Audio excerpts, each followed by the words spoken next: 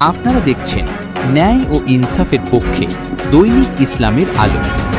মৌলভীবাজারের আনোয়ারা বেগম মহিলা টাইটেল মাদ্রাসায় অভিভাবক ও সুধী সমাবেশ অনুষ্ঠিত। রিপোর্ট প্রতিবেদনে এম ইমরান মাহতাবী তালুকদার। 15 ডিসেম্বর 2025 সোমবার।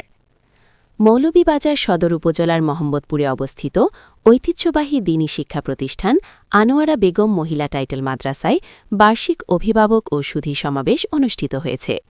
সোমবার 15 ডিসেম্বর সকালে মাদ্রাসা প্রাঙ্গণে অত্যন্ত ভাবগাম্ভীর্য ও উৎসবমুখর পরিবেশে এই সমাবেশ সম্পন্ন হয়। সমাবেশে সভাপতিত্ব করেন মাদ্রাসার প্রিন্সিপাল বা সভাপতি খালিফায়ে ফেদায়ে ইসলাম শায়েখ মাওলানা মুজিবুর রহমান মুজাহিদ হাফিজাহুল্লাহ। অনুষ্ঠানে প্রধান অতিথি হিসেবে উপস্থিত ছিলেন মাওলানা রশিদ আহমদ সাহেব, মুহাদ্দিস বরুণা মাদ্রাসা। সমাবেশে বক্তারা নারী শিক্ষার গুরুত্ব এবং নৈতিকতা ও মূল্যবোধ গঠনে মাদ্রাসা শিক্ষার অবদান নিয়ে বিস্তারিত আলোচনা করেন।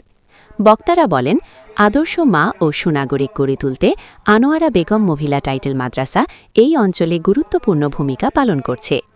বর্তমান সময়ে পুঁথিগত বিদ্যার পাশাপাশি ধর্মীয় অনুশাসন ও নৈতিক শিক্ষা অত্যন্ত জরুরি, যা এই প্রতিষ্ঠানটি নিষ্ঠার সাথে প্রদান করে আসছে। অভিভাবক সমাবেশে বক্তারা ছাত্রীদের পড়াশোনার মান উন্নয়নে অভিভাবকদের আরও সচেতন হওয়ার আহ্বান জানান। তারা বলেন, শুধুমাত্র শিক্ষা প্রতিষ্ঠানের চেষ্টাই যথেষ্ট নয়, বাড়িতেও সন্তানদের প্রতি অভিভাবকদের যত্নবান হতে হবে। অনুষ্ঠানে বিশেষ অতিথি হিসেবে বক্তব্য রাখেন মাওলানা সাইফুর রহমান মক্কি হুজুর হাফিজাহুল্লাহ, মুহাদ্দিস বরুণা মাদ্রাসা।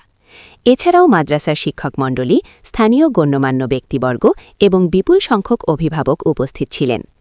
অভিভাবকদের পক্ষ থেকেও কয়েকজন তাদের মতামত তুলে ধরেন এবং মাদ্রাসার সার্বিক ব্যবস্থাপনায় সন্তোষ প্রকাশ করেন। পরিশেষে দেশ, জাতি ও মুসলিম উম্মার শান্তি কামনা করে বিশেষ মোনাজাতের মাধ্যমে সমাবেশের সমাপ্তি ঘোষণা করা হয়।